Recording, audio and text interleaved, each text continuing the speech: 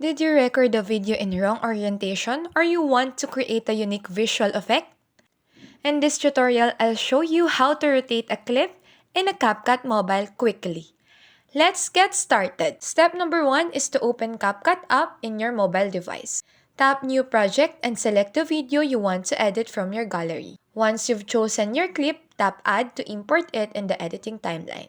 Next is to tap on the video clip in the timeline. When the clip is highlighted, the editing tools will appear at the bottom of the screen. There are two simple ways to rotate your clip in CapCut Mobile.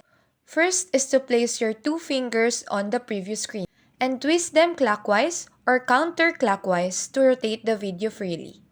Or, you can also swipe through editing tools and tap Transform. In there, you can rotate the clip by 90 degrees with each tap. Once you're satisfied with the result, preview your video before exporting. And that's how you rotate a clip in CapCut Mobile.